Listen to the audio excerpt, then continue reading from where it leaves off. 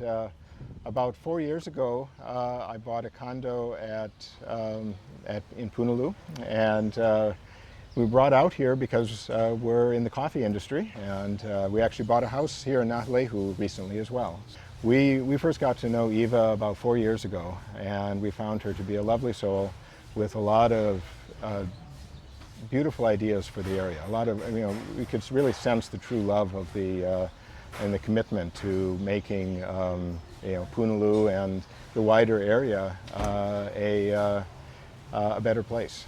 This is an area that has been through a lot of development in the past. 50 years ago, C. Brewer did a lot of things to the area, and maybe I'd feel quite differently about the prospects of development and such if this was just all completely greenfield land. But this isn't, and there are a lot of old buildings, derelict infrastructure, aging infrastructure that just needs attention.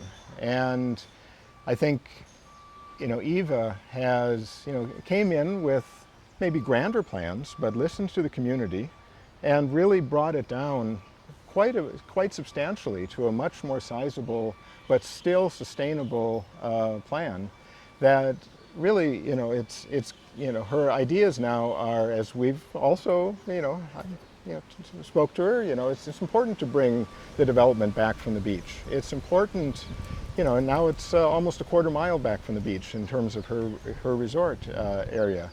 And it's only 250 units. But all of that is still economically necessary to justify the improvements that are necessary for the area. We're on aging infrastructure. We need to have some improvements, and I really deeply believe that Eva's plan is right-sized to make that possible and really have a long-term future viability for the Punaluu community.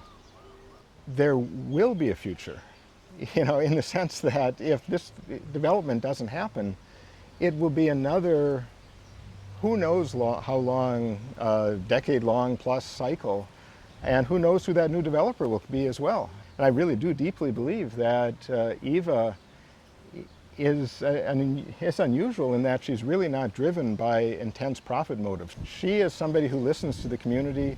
She's somebody who has changed her proposal on the feedback of the community, and she really wants to do the right thing.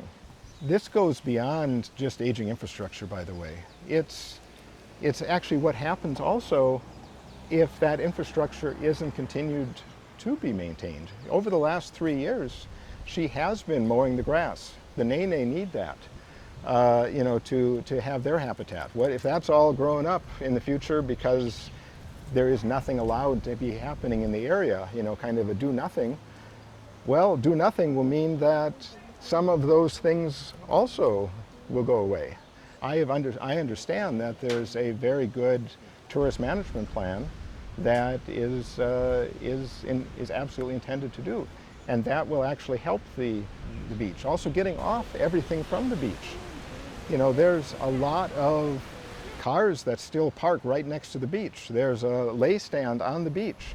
There are all these different things.